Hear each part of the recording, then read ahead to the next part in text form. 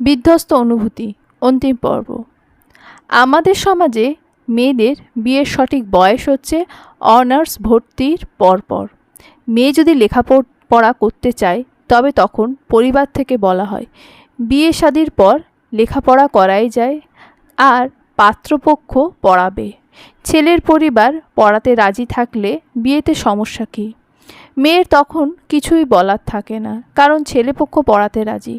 বিয়ের পর সেই ছেলের বাড়ি থেকেই পড়াতে না চাইলে বাবার বাড়ি থেকে কিছু বলা হয় না। তখন তারা বলবে বাচ্চা কাচ্চা পড়ানোর মতো যথেষ্ট জ্ঞান আছে, এবার মন দিয়ে সংসার করো, নিজেরটা বুঝে নাও। লেখাপড়া করে কি জজ ব্যারিস্টার হবে? না, সরকারি চাকরি করবা। সংসার করো, সংসারে মন দাও। তন্দ্রার ক্ষেত্রেও একই ঘটনা ঘটেছিল। অনার্স দ্বিতীয় বর্ষ পড়াকালীন সময় বিয়ে হয়। ইচ্ছে ছিল অনার্স শেষ করে বিয়ে করবে, কিন্তু পরিবার বলল ছেলে বিয়ের পর পড়ালেখা করাবে। কিন্তু বিয়ের পর দুদিন কলেজ যাওয়ার পরই আর সেদিকে যেতে পারেনি তন্দ্রা। নানান জটিলতা ছিল, কখনো আফসানা এসেছিল পরিবার নিয়ে, কখনো তার শাশুড়ি অসুস্থ থাকতেন। ভালো বউ, ভালো স্ত্রী, ভালো ভাবি হতে হতে সে নিজের অস্তিত্ব কখন হারিয়ে ফেলেছে তন্দ্রা নিজেও জানে না। খুব আশা নিয়ে তন্দ্রা নীলিমার কাছে এসেছিল। ভেবেছিল নীলিমা তার মতো এতটা অসহায় নয়, সে শিক্ষিত, স্বাবলম্বী, চাকরিজীবী নারী। তন্দ্রার মতো গলগ্রহ নয়।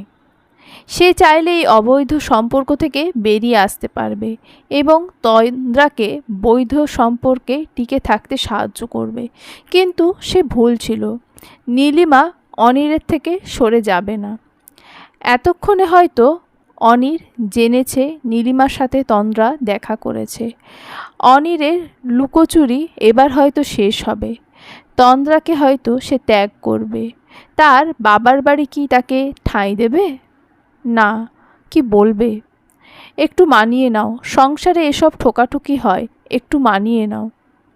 নীলিমা দুচোখ রক্তিম রূপ নিয়েছে। বেসিনের সামনে দাঁড়িয়ে সে বারবার চোখে মুখে পানির ঝাপটা দিচ্ছে। এত বড় ভুল, এত বড় ভুল, না পাপ, সে কিভাবে করতে পারল? তার কি উচিত ছিল না অনির সম্পর্কে খোঁজ নেওয়ার? রাগে ক্ষোভে তার মাথা শিরা উপশিরা ফুলে উঠেছে। বেডরুমে মৃদু শব্দে গান বাজছিল, রবীন্দ্রসঙ্গীত। যেতে যেতে একলা পথে নিভেছে মোর বাতি, ঝড় এসেছে ওরে এবার ঝড়কে পেলাম সাথী। আকাশ কোণে সর্বনেশে ক্ষণে ক্ষণে উঠছে হেসে, প্রলয় আমার কেশে বেশে করছে মাতামাতি। যে পথ দিয়ে যেতেছিলাম ভুলিয়ে দিল তারে, আবার কোথায় চলতে হবে গভীর অন্ধকারে। বুঝি বা এই বজ্র রবে নূতন পথের বার্তা কবে, কোন পুরীতে গিয়ে তবে প্রভাত হবে রাতি। অনিরের সাথে নীলিমার প্রথম দেখা হয় প্রজেক্টের কাজে। সেখানে কাজ করার সময় কখন সে তার প্রতি দুর্বল হয়েছে সে নিজেও জানে না। সেবার অনির যখন ঢাকায় ফিরেছিল তখন সে অনুভব করে অনিরের প্রতি তার দুর্বলতা। অনির এদিকে কাজ সামলে যখন 7 দিন পর ফিরেছিল তখন নিজের মনের কথা নীলিমা অকপটে স্বীকার করে অনিরের সামনে। অনির মুচকি হেসে সায় দেয়, কিন্তু কখনো মনে হয়নি অনির বিবাহিত বা তার পরিবার রয়েছে।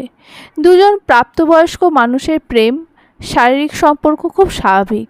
দুজনেরই সম্মতি ছিল। নীলিমা কেন তাকে সামলে নেয়নি? এখন কি করবে সে? আজ যে মেয়েটি এসেছিল তাকে সে দেখেছে অনিরের বাসায়। মেয়েটি মা হতে চলেছে, কিন্তু অনির কিভাবে একসাথে দুজনকে ঠকাতে পারে? তন্দ্রার ভাই এসেছেন তাকে দেখতে। সে আজ জেনেছে তাদের বোন অসুস্থ। এই লোক বাবা মায়ের থেকে আলাদা থাকে। রাজনৈতিক নেতাদের সাথে তার ওঠা বসা। তন্দ্রা তার একমাত্র বোন। ক্ষমতাসীন এই ব্যক্তি অনিরের কিছু করে ফেলা 2 মিনিটের ব্যাপার। তাছাড়া অনিরের মা শুনেছে সে নাকি কুখ্যাত মানুষদের সাথেও চলাফেরা করে। অনির তন্দ্রাকে মারধর করে যখন প্রথম জেনেছিল, সে হুমকি দিয়েছিল অনিরকে সরাসরি দাফন করে ফেলবে। এই লোক যদি জানতে পারে খাট টান দিয়ে তার বোনের এই অবস্থা, তাহলে কি করবে? আর তন্দ্রা যদি বলে সব, মনে মনে আল্লাহকে ডাকছিল অনিরের মা। তাকে তদবির করার জন্য অনিরের মা নিজে হাতে চা বানিয়ে এনেছে। বারবার লোক দেখানো হলেও তন্দ্রার খেয়াল রাখার চেষ্টা করছে। সেদিকে তোয়াক্কা না করেই তন্দ্রা মেজো ভাই সরাসরি প্রশ্ন করল, এটা কেন হয়েছে? তন্দ্রার ভাইয়ের পাশে বসে বলল, ভাই হঠাৎ করে এমন হলো, আমি তোকে নিতে এসেছি ঘুম, তুমি আমার সাথে চলো। তুই নিজের খেয়াল একটুও রাখিস না। কিন্তু ভাই দেখ, প্রথম সন্তান বাবার বাড়িতেই হয়, যেমন তোর ননদ এসেছে। তন্দ্রার ভাইয়ের কথা শুনে অনিরের মা বললেন, ও মা, এ কী কথা? বউ যাবে কেন? তোমার সাথে গেলে বুঝি বাপের বাড়ি যাওয়া হবে? তুমি তো আলাদা থাকো। আপনি চিন্তা করবেন না, আমার স্ত্রী একজন ডক্টর, সে তন্দ্রার খেয়াল রাখতে পারবে। কিন্তু অনিরের অনুমতির জন্য অপেক্ষা করেনি তন্দ্রা। তন্দ্রা যেন হাঁসফাঁস করছিল এই বাড়ি থেকে বেরিয়ে যেতে। মেজো ভাই যেন তার জন্য স্বর্গের দূত। সে বিনা বাক্য ব্যয় করে চলে গেল মেজো ভাইয়ের সাথে। অনেক দিন পর যেন প্রাণ খুলে নিঃশ্বাস নিল তন্দ্রা। সে সবটা জানাবে তার মেজো ভাইকে, কারণ সে বেরোতে চায় এই মরীচিকার সম্পর্ক থেকে। তোমারে আমি বলতেছি, আমার কথা কিন্তু ফলবো, মিলাইয়া নিও। তুমি যদি আমার পোলার নামে তোমার ভাইয়ের ঠ্যান কিছু কইছ, তাহলে তোমার পেটের বাচ্চা বাঁচবে না, এই আমি কইয়া দিলাম। আমি কিন্তু মা, আমার মুখের কথা বের হওয়ার আগেই আল্লাহ পাকের দরবারে কবুল হইবে। কথা শেষ করে অনিরের মা ফোন কেটে দিলেন। অপর পাশে তন্দ্রা ফোন কানে ধরে বসে রইল। তার শাশুড়ি কল করে সরাসরি অভিশাপ দিচ্ছিল, সে যদি অনিরের কথা কিছু তার ভাইয়ের কাছে বলে, তবে তার পেটের বাচ্চা বাঁচবে না। তন্দ্রা দুটো ফাঁকা ঢোক গিলল। এমনিতেই ডক্টর বলেছেন তার বাচ্চাটা দুর্বল। সে নিজের মনকে বারবার বোঝাতে চেষ্টা করছিল, ও সব কুসংস্কার, শুধু কারোর কথায় কিছু হয় না, নিশ্চয়ই আল্লাহ তাআলা সকল কিছু ভালো করবেন। কিন্তু তার অবচেতন মন বারবার তাকে ইঙ্গিত করছিল, যদি অভিশাপ সত্যি লেগে যায়। ভাইয়ের বাসায় তন্দ্রা এসেছে প্রায় ঘন্টাখানেক সময় হলো। তার মেজো ভাবি পেশায় একজন ডাক্তার, ভাই ব্যবসা করে। বাসায় এসে তাকে দেখে জড়িয়ে ধরল, তুই আসিস না কেন রে? তোর ভাই কি শুধু আমার দায়িত্ব? আমি বুঝি তোদের দায়িত্ব নই? তন্দ্রা কি বলবে সে বুঝে উঠতে পারল না। তার প্রচণ্ড গা গুলোচ্ছে, মাথা ঝিমঝিম করছে। নবনীতা বুঝতে পারে তন্দ্রার শরীর খারাপ হচ্ছে। সে ধমকে উঠে তন্দ্রাকে ফ্রেশ হতে পাঠিয়ে দিয়েছে। নিজে চলেছে রান্নাঘরে। তার স্বামীকে কল দিয়ে ফ্রেশ দেখে আম নিয়ে আসতে বলল।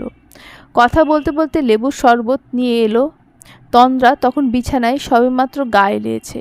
তন্দ্রার মুখ দেখে নবনীতা অনেক কিছু বলতে চাইলেও তবুও মুখ ফুটে কিছুই বলল না, কারণ এমনিতেই তার শাশুড়ি তাকে খুব একটা পছন্দ করে না।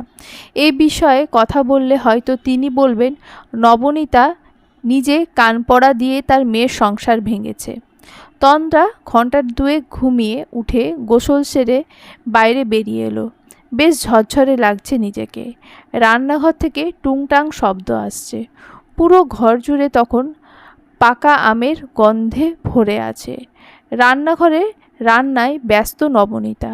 সে তন্দ্রার জন্য নিরামিষ রান্না করছে, সাথে কাঁচকলা ভর্তা, ইলিশ মাছের দো পেঁয়াজা এবং সাদা ভাত। তন্দ্রা রান্নাঘরের পাশে একটা চেয়ারে বসে বলল, এত আইটেম, আমাকে ডেকে দিলেই পারতে, সাহায্য করতাম, ডাক দিতাম যদি দুজন না হয়ে একজন হতে। এখনও সমস্যা ছিল না, আমি পারি। নিজের সংসারে সবাই পারে। তন্দ্রা অস্ফুট স্বরে উচ্চারণ করে, সংসার। নবনীতা বুঝতে পারে। টিস্যুতে হাত মুছে এসে বলল, তুমি চাইলে আমাকে বলতে পারো, চিন্তা করো না, সব ঠিক হবে। তন্দ্রা কিছু বলল না, শুধু শক্ত হাতে জড়িয়ে ধরল নবনীতার হাত। অনিরের মা বেশ কয়েকবার ফোন করেও ছেলেকে পেল না ফোনে। বারবার তার নম্বর ব্যস্ত দেখাচ্ছে। এদিকে তার মেয়ের খাই খাই অবস্থা। কিছুক্ষণ পূর্বেই তো ভাত খেলো, আবার তার ক্ষুধা লেগেছে। কই মা, কিছু রেঁধেছ কি? এখন কি রন্ধনের টাইম? আমি তাহলে কি খাবো? আমার ক্ষুধা লেগেছে তো। তন্দ্রার ভাই দেখ মেলা ফল ফলান্তি আনছে, মিষ্টি আনছে। দুপুরে তো দই দিয়া ভাত খেলাম, এখন ঝাল কিছু বানিয়ে দাও। আমি এখন ঝাল কি বানাবো? কাবাব বানাও, না হলে চটপটি। আমি বাতে বিষে এতক্ষণ খাড়া থামব পারবো? তুই বরং নিজে কিছু রান্ধে খা। মায়ের কথায় তেলে বেগুনে জ্বলে উঠেছে আফসানা। সামান্য খাবারের জন্য তাকে বসে থাকতে হবে? যদি নিজের রান্না করেই খেতে হতো তো বাপের ঘরে কেন এসেছে সে? রাগে গজগজ করতে করতে বেরিয়ে গেল সে। এদিকে অনিরের মা দুপুরের ভাত ঘুম কামাই করে ছুটলেন রান্নাঘরে মেয়ের জন্য খাবার আনতে। তন্দ্রার অনুপস্থিতি সে হাড়ে মজ্জায় টের পাচ্ছেন। নীলিমা বসে আছে অনিরের মুখোমুখি। চোখ মুখ ফুলে গেছে মেয়েটার, ফর্সা তির্যক নাক মুখে লালচে আভা। তার দিকে তাকিয়ে দীর্ঘশ্বাস ছাড়ল অনির। কেন এমন করলেন? কি করেছি? প্রেমের অভিনয়? অভিনয় তো করিনি। আপনার স্ত্রী আছে, সে সন্তান সম্ভব জানি। তাহলে আমার সাথে কি? আমাকে আপনার রক্ষিতা হিসেবে রাখতে চাইছেন? এমন কিছুই বলিনি। হেয়ালি বাদ দেবেন? বলবেন আপনি কি চাইছেন? আছে সাহস আমাকে স্বীকৃতি দেওয়ার? কেন থাকবে না? তবে আপনার স্ত্রী? আমার থেকে স্বীকৃতি পেতে হলে আপনাকে আমার প্রথম স্ত্রীকে মেনে নিতে হবে। আমি রাজি। অনির ফিরেছিল বেশ রাত করে। তখন প্রায় 9:30 বাজে। ফেরার সময় বাজার থেকে কিনে এনেছে অম্রপালি আম, তন্দ্রার প্রিয় আম। আজ তাকে নীলিমার কথা বলতে হবে। অবশ্য সে সবটা জেনেছে। তন্দ্রাকে সে ভালোবেসেছে এবং এটাও সে অস্বীকার করতে পারবে না যে তন্দ্রাকে ছাড়া অসহায়। নীলিমার প্রতি দুর্বলতা অস্বাভাবিক কিছু নয়। নীলিমা যখন চাইছে তাকে স্ত্রীর পরিচয় দেবে, তবে এজন্য যদি তাকে তন্দ্রাকে ছাড়তে হয়, না, সে তন্দ্রাকে ছাড়বে না। নীলিমা শুধুমাত্র সাময়িক আবেগে ভেসে যাওয়া ক্ষণিকের উল্লাস, তন্দ্রা তার তৃপ্তি। সে ভুল করেছে, সে সবসময় বুঝতে পারছে, অথচ সময়ের চোরাবালিতে আটকে যাচ্ছে। বাসায় ফিরে যখন জানতে পারে তন্দ্রা নেই, তখন চুপচাপ বসেছিল অনির। ইচ্ছে করছিল নীলিমাকে সব বলে দিতে, তার থেকে মুক্তি নিতে, কিন্তু সম্ভব নয়। অনেক দেরি হয়েছে। ছেলের এমন অবস্থা দেখে অনিরের মা তাকে জিজ্ঞেস করে কি হয়েছে। অনির ধীরে ধীরে সবটা বলতে লাগলো। অনিরের সব কথা শুনে ফ্যাকাশে মুখে বসে রইলেন তার মা। তিনি তন্দ্রাকে পছন্দ করে না এমন নয়, তবুও তার ছেলে এত বড় একটা কাজ সে মেনে নিতে পারলেন না। তার অবচেতন মন প্রার্থনা করতে লাগলো তন্দ্রা ভুল করে হলেও যেন তার ভাইকে বলে না দেয় সবটা, আর কখনো যেন ফিরে না আসে এই ঘরে। সতীনের সংসারের জ্বালা যে বড় জ্বালা, তন্দ্রা সইতে পারবে না। ভাইয়ের সাথে আম খাওয়ার পাল্লা দিয়েছে তন্দ্রা। একের পর এক আম দুই ভাই বোনে খেয়ে চলেছে। তাদের প্রতিযোগিতার রেফারি হয়েছে নবনীতা। দেখা যাক কে কত আম খেতে পারে। একে একে 10টা আম তন্দ্রা খাওয়ার পর নবনীতা তার স্বামীকে ইশারা করে। তন্দ্রার ভাই বিষয়টা বুঝতে পেরে বড়সড় ঢেকুর তুলতে তুলতে বলল, আর পাচ্ছি না, আম ডান। না ভাই, এমন বললে হবে না। ছোট নানুর বাড়িতে আমরা ঝুড়ি ঝুড়ি আম খেতাম, আর মাত্র 10টা আমের। তখন আমরা ছোট ছিলাম, এখন আমাদের খাওয়ার চাহিদা বেড়েছে।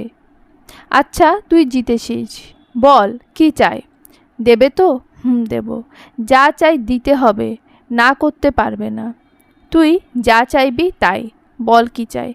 আমি কিছু বলতে চাই, কিন্তু তুমি কোনো রিয়্যাক্ট করবে না, আমার কসম। কি হয়েছে? সব ঠিক আছে? নবনীতা ততক্ষণে হাত পরিষ্কার করার জন্য পানি টিস্যু নিয়ে এসেছে। স্বামীর হাতের কাছ থেকে ফোন সরিয়ে নিল সে। কিছুটা আন্দাজ করতে পারছে তন্দ্রা কি বলতে চাইছে।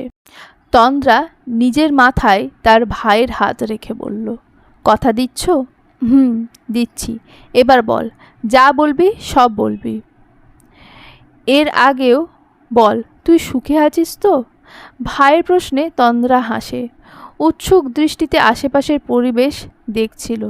তার ভাইয়ের এই ফ্ল্যাটে বিলাসবহুল সব পণ্য রয়েছে, হাত বাড়াতেই সব। তেমন কোনো শারীরিক পরিশ্রম প্রয়োজন নেই। তবে কি সুখ টাকা দিয়ে কেনা যায়? যদি এই সবে সুখ পাওয়া যায় তবে তার ভাইকে বলেই সব সুখ চলে আসবে। আসতে বাধ্য, কিন্তু আফসোস, টাকা দিয়ে সুখ কেনা যায় না। সুখ হচ্ছে আত্মতৃপ্তির বিষয়, তাই সুখ টাকা দিয়ে কেনা যায় না। তন্দ্রাকে অন্যমনস্ক দেখে তার ভাই তার কাছে বসে জিজ্ঞেস করে, এবার চিন্তা হচ্ছে, প্লিজ ঘুম, বল কি হয়েছে? ভাই, তুমি আমাকে ঘুম ডাকো কেন? সে অনেক কথা, প্রতিবার কাটিয়ে নাও, এবার তো বলো। আমার যখন 10 বছর বয়স তখন আমার এক ভয়ের জন্ম হয়। আমি ঘুমাতে পারতাম না, আর ঘুমালে স্বপ্ন দেখতাম পাহাড় থেকে পড়ে যাচ্ছি সাপের মুখে। দিন দিন আমার অসুখ বাড়তে লাগলো। বাবা কবিরাজ ডাক্তার দেখালেন, লাভ হলো না। পরবর্তী মাসে তোর জন্ম।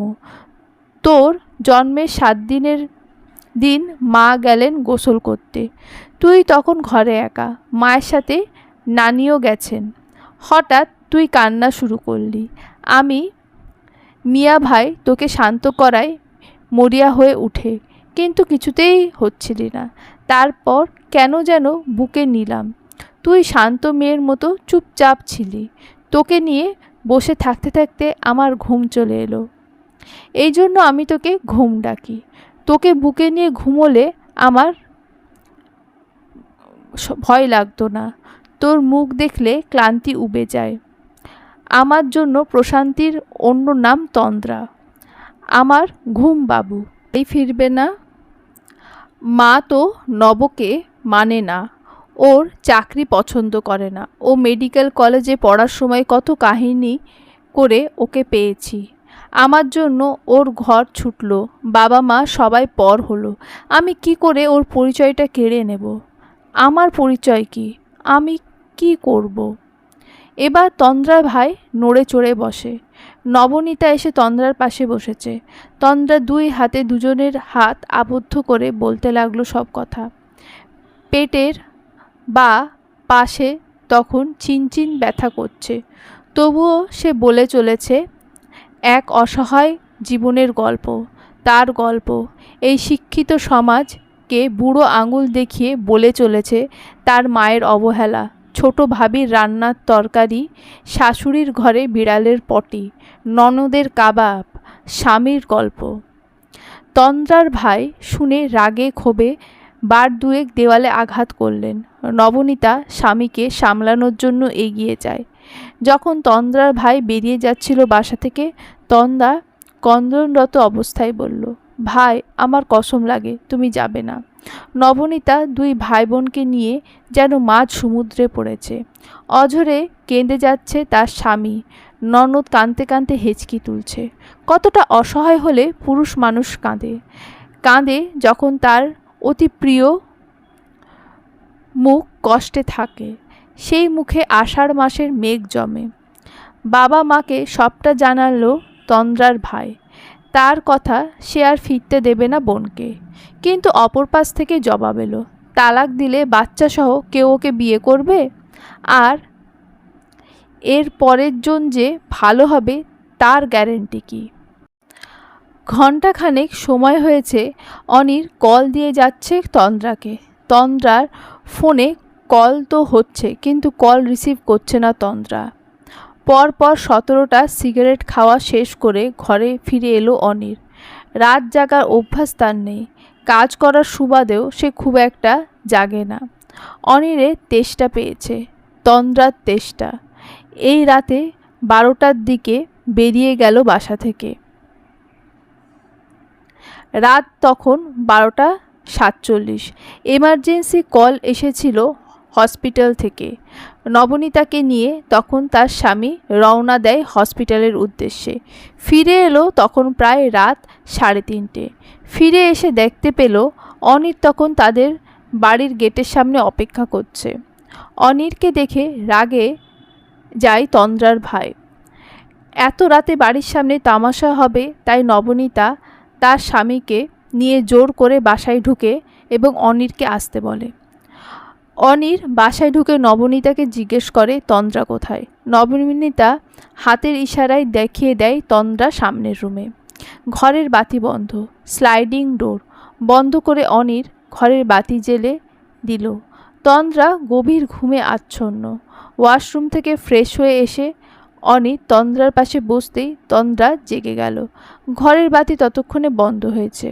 তন্দ্রা উঠে বসতেই অনির গা এলিয়ে দিয়ে বলল, আমাকে না বলে আসার মানে কি? তন্দ্রা নিশ্চুপ। ঘুমের কারণে তার কেমন ঘোর লাগছে। মনে হচ্ছে ঘুমোতে পারলেই তার শান্তি। কি হলো? কিছু জিজ্ঞেস করেছি। তন্দ্রা এখনও মনে হচ্ছে সে ঘুমিয়ে আছে। যা হচ্ছে সব স্বপ্ন। পাশের ঘরে তার ভাই রয়েছে। সে আর যাই হোক অনিরকে এখন এই বাড়িতে আসতে দেবে না। বিছানা হাতড়ে ফোনের খোঁজ করছে তন্দ্রা। বালিশের নিচে পেয়েও গেল। ফোন দেখতে পেল সময় তখন ভোর 4:02। সে শুধু চিন্তা করলো ঘুমের ঘোরে সে জল্পনা কল্পনায় ডুবে যাচ্ছে। তাই আবার বালিশে মাথা রেখে তলিয়ে গেল ঘুমের সমুদ্রে। ধীরে ধীরে তার অনুভব হতে লাগলো অনিরের শরীরে সেই পরিচিত গন্ধ, যেন অনির জড়িয়ে আছে তার সবটা জুড়ে। অপর পাশের ঘরে অস্থিরভাবে পায়চারি করছিল তন্দ্রার ভাই। ইচ্ছে হচ্ছে এক্ষুনি অনিরকে ঘাড় ধাক্কা দিয়ে বের করে দিতে, কিন্তু নবনীতার জন্য পাচ্ছে না। ফ্রেশ হয়ে নবনীতা তখন ঘুমের প্রস্তুতি নিচ্ছে, কারণ সে রাত বিরাতে ঘরের মাঝে অশান্তি চায় না, অন্তত তন্দ্রার কথা চিন্তা করে হলেও না। সকালবেলা তন্দ্রা ঘুম থেকে জেগে অনিরকে নিজের পাশে দেখে কিছুটা অবাক হলেও পরবর্তী কয়েক সেকেন্ড সময়ে বুঝতে পারে রাতে তবে অনির ছিল। তন্দ্রা জেগে ওঠার পরপরই অনিরের ঘুম ভেঙেছে। সময় তখন সকাল 8:30। বিছানার পাশে সাইড টেবিলের ওপর অনবরত বেজে চলেছে ফোন। স্ক্রিনে ভেসে উঠছে নীলিমার নাম। তন্দ্রা উঠে অনিরকে ডাক দেয়। হাতে ফোন দিয়ে বেরিয়ে যায় ঘর থেকে। গতকাল রাতে তার বাসায় ছোট কাজ করে সেই মেয়ে কল দিয়ে বলেছে অনির নীলিমাকে বিয়ে করবে শীঘ্রই। তন্দ্রা তাই তার ভাইকে সবটা জানিয়েছে, কারণ তার সংসার থেকে তাকে মুক্তি দেওয়া হবে, কিন্তু তার প্রয়োজন একটা সাহায্যের।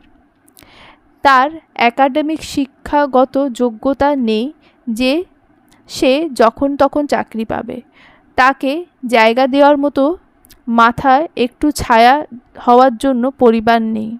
তার প্রয়োজন ছিল একটু শান্তির, মনের কথাগুলো কারোর কাছে বলে কাঁদতে পারার। সে পেরেছে, তার কাছে এটাই অনেক। এরপর নিয়তি যেখানে নিয়ে যায় সে যাবে। আমি তন্দ্রাকে নিয়ে যেতে এসেছি। অনিরের কথায় কটমট চোখে তাকাই তন্দ্রার ভাই। ও যাবে না। আমি আমার স্ত্রীকে নিতে এসেছি। আপনার বাসায় ও আছে, তাই আপনার কাছে বলছি। তন্দ্রাকে আমি দেব না। খবর পেয়েছি নতুন বিয়ে করছো।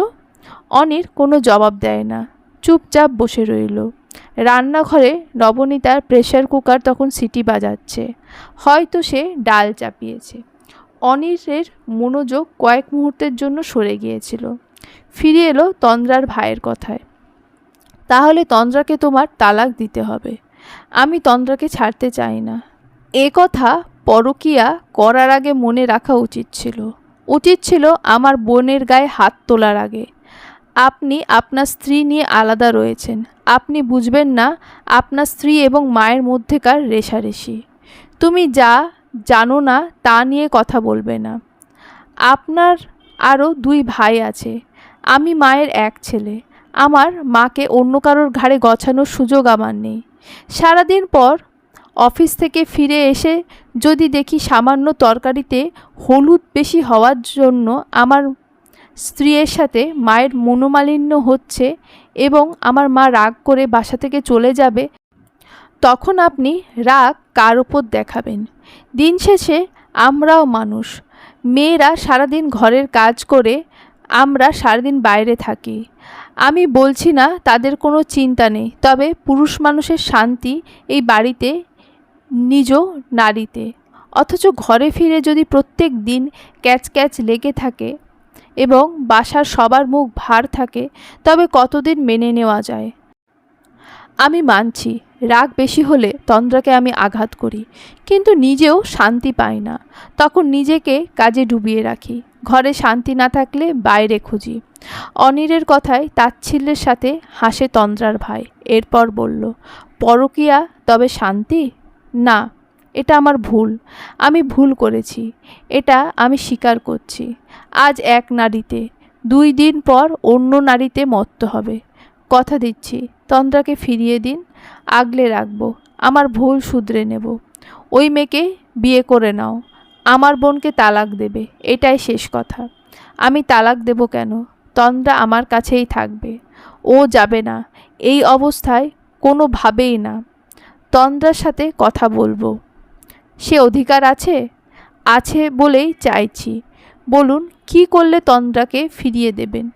যদি বলি নীলিমাকে ছাড়তে হবে, তোমাকে গ্যারান্টি দিতে হবে আমার বোনকে সুখে রাখবে, যা চাইছেন তাই হবে। আমি তবুও তন্দ্রাকে ছাড়ব না। গ্যারান্টি হিসেবে আমার সকল স্থাবর অস্থাবর সম্পদের অধিকার তন্দ্রা হবে এবং আমি নীলিমাকে আমার জীবন থেকে সরিয়ে দেব। অনিরের কথা শেষ করার পূর্বেই তার ফোনে মেসেজ এলো নীলিমার ফোন থেকে। অনির, গত 2 বার আমার পিরিয়ড মিস হয়েছে। খুব সম্ভবত আমি মা হতে চলেছি। গাইনি বিভাগের সামনে বসে অনবরত দুলছে নীলিমা। মনে মনে শুধু আল্লাহকে ডাকছে। অবচেতন মন বারবার বলছে, অনির বলেছে তন্দ্রা মেনে নিলে তাকে সম্মান দেবে, বিয়ে করবে। যদি তন্দ্রা মেনে না নেয়, সম্মতি না দেয়, তাহলে কে তার সন্তানকে পরিচয় দেবে? বাবার আদর পাবে?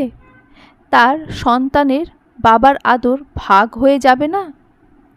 অনিরকে ইচ্ছে হলে কাছে পাবে না তার সন্তান। গভীর চিন্তায় মগ্ন নীলিমা এখন বুঝতে পারছে তন্দ্রার পরিস্থিতি। নিজেকে আজ তন্দ্রার জায়গায় পেয়ে তার উপলব্ধি হচ্ছে তন্দ্রা বিগত কয়েকটা মাস কতটা যন্ত্রণা সহ্য করেছে। আপু, আপনি তো শিক্ষিত, চাকরি করেন, আপনাদের বিয়েও হয়নি, কিন্তু আমার সন্তানের কথা চিন্তা করে অন্তত আমার স্বামীটাকে আমায় ফিরিয়ে দিন। সেদিনে তন্দ্রার আকুতি ভরা টলটলে দৃষ্টি বারবার ভেসে উঠছে নীলিমার মানসপটে। অনির কখন এসেছে সেদিকে কোনো খেয়ালই ছিল না নীলিমার। সিরিয়ালের ডাক পড়তে উঠে দাঁড়ায় সে। পাশে অনিরকে দেখেও তার কোনো ভাবান্তর হলো না। স্ত্রী বিশেষজ্ঞ রিপোর্ট দেখে জানালেন রিপোর্ট নেগেটিভ এসেছে। কথাটা শুনে নীলিমার যেন প্রাণ ফিরে এলো। ডক্টরের চেম্বার থেকে বেরিয়ে রাস্তায় দাঁড়িয়ে নীলিমা পুরো সময় অনিরের সাথে কোনো কথা বলেনি।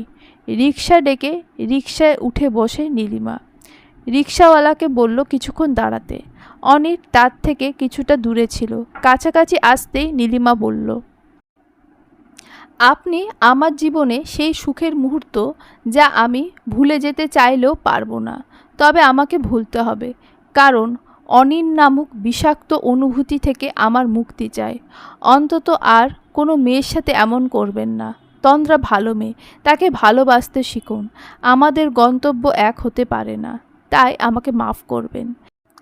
আমাদের জীবন বড়ই অদ্ভুত। আমরা যখন যা পাই তা চাই না, অথচ আমাদের আপন পাওয়াতেই সন্তুষ্ট থাকা প্রয়োজন। আজ অনির নীলিমাকে আটকা রাখেনি, কারণ তার মনে এখন শুধু তন্দ্রাকে ফিরে পাওয়ার ইচ্ছা। একটা ভয়, নিরাশা ঘিরে ধরেছে তাকে। সে ভেবেছিল আজ যাই হোক তন্দ্রা তাকে ছাড়বে না, কিন্তু সে ভুল প্রমাণিত হলো। নিজের সকল সম্পত্তির অধিকার তন্দ্রাকে দেওয়ার পরেও সে ফেরেনি। তন্দ্রা সব কিছু চায় না, সে তার ভাইয়ের কাছে আছে। তন্দ্রার 8 মাস চলছে। তন্দ্রা আরেকটু কঠিন হৃদয়ের অধিকারিণী সেদিন হলো যেদিন সে জানতে পারে তার কন্যা সন্তান হতে চলেছে। অনিরের মা এসে তন্দ্রার সাথে কথা বলেছে। তন্দ্রা তার সাথে কোনো খারাপ ব্যবহার করেনি, তবুও ফিরে যাবে কি না এই বিষয়ে কিছু বলেনি। স্বামীর সংসারে ফিরবে না বলে নবনীতাকে কম কথা শোনায়নি তন্দ্রার মা। তার ধারণা নবনীতা তাকে কানপড়া দিয়েছে এসব করার জন্য। তন্দ্রা সব সময় মন মরা হয়ে থাকত, তাই তার ভাই তার জন্য কাদামাটি এনে দিত, কারণ তন্দ্রা ছোটবেলায় অভ্যেস ছিল মাটি দিয়ে জিনিসপত্র বানানো। একদিন বিকেলে নবনীতা বাসায় ছিল না, ভাই তখন বাইরে। বাসার কাজের মহিলার বাচ্চা মেয়েটার জন্য দুটো ছোট চায়ের কাপ বানিয়েছিল তন্দ্রা। নবনীতা ফিরে সেই মাটির কাপ জোড়া দেখে অবাক চোখে তাকিয়েছিল। পরদিন প্রয়োজনীয় বাকি জিনিসপত্র কিনে আনে নবনীতা। তার সর্বক্ষণের সঙ্গী কাজের মহিলার 7 বছরের ছেলেটা। তন্দ্রা সকল কাজে সাহায্য করে। দুদিনের মধ্যে তারা তৈরি করে ফেলে এক সেট মাটির চায়ের কাপ। পুরো 450 টাকা দিয়ে চায়ের কাপের সেটটা কিনে নেয় নবনীতা এবং উপহার দেয় তার এক কলিগকে। মাত্র কয়েকদিনের মাঝেই বেশ কয়েকটা অর্ডার পায় সে।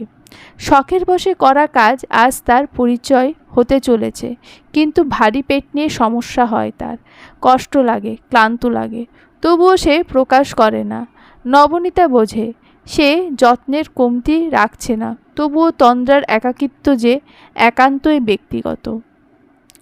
তার ভাই পুরো সকাল তন্দ্রার কাজে সাহায্য করে, আর পুরো বিকেল তন্দ্রার নিয়ম করে বিশ্রাম, হাঁটতে যাওয়ার রুটিন। রাস্তায় নেমে সে অনিরকে খোঁজে। অবচেতন মন বারবার চায় সে আসুক, বারবার আসুক, এসে ভেঙে চূর্ণ বিচূর্ণ করুক আমায়। অথচ অনিরের দেখা পায় না। অনির থাকে তার আশেপাশে, কখনো তার ভাইয়ের বাসার গেটের সামনে, কখনো পার্কে, চন্দ্রপ্রভা গাছের আড়ালে। দেখতে দেখতে দিন ঘনিয়ে এলো। তন্দ্রা জন্ম দিল এক কন্যা সন্তান। সেদিন হসপিটালে কেউ ছিল না তন্দ্রার পরিবারের, কারণ যে মেয়ে স্বামীর মাফ চাওয়ার পর তার সাথে থাকবে না, বেলাল্লাপনা করবে, তার সাথে কোনো সম্পর্ক রাখা যায় না। তবে তন্দ্রার ননদ, জামাই, শাশুড়ি, নবনীতা আর তার ভাই ছিল। অনিরের কোলে তার সদ্য জন্মানো কন্যা। সে চোখ ভরে তাকে দেখছে। অনিরের চোখ থেকে তখন টুপ টুপ করে পানি ঝরছে। তন্দ্রা এক মন বলছে, মাফ করে দে অনিরকে, সে তো ভুল বুঝতে পেরেছে। কিন্তু পরক্ষণেই মনে পড়ে সেই বস্তির ঘরে নীলিমার সাথে তাকে দেখার দৃশ্য। সে জানে না তার নিয়তিতে কি আছে, তার কি করা উচিত, তবে সে সম্মানের সাথে বাঁচতে চায়। তার মেয়েকে সকল সুখ দিতে চায়, কিন্তু নিজের আত্মসম্মানের বিনিময়ে নয়। তন্দ্রা মনে মনে প্রতিজ্ঞা করে, আর এক চুলও ছাড় নয়, মানুষের মতো বাঁচব। মেয়েকে মাইয়া মানুষ নয়, মানুষ হিসেবে গড়ে তুলব। সমাপ্ত। কিছু কথা আপনারা অনেকেই জানেন, শুরুটা হয়েছিল এক আপুর জীবন নিয়ে, তবে আজ শেষ করেছি আমার মতো। আমি জানি না সে কি করবে বা না করবে, তবে এটুকু বলতে চাই, সম্মানের অধিক কিছুই নয়। নিজেকে সম্মান করতে শিখুন, তাহলে সামনের ব্যক্তি আপনাকে সম্মান দেবে।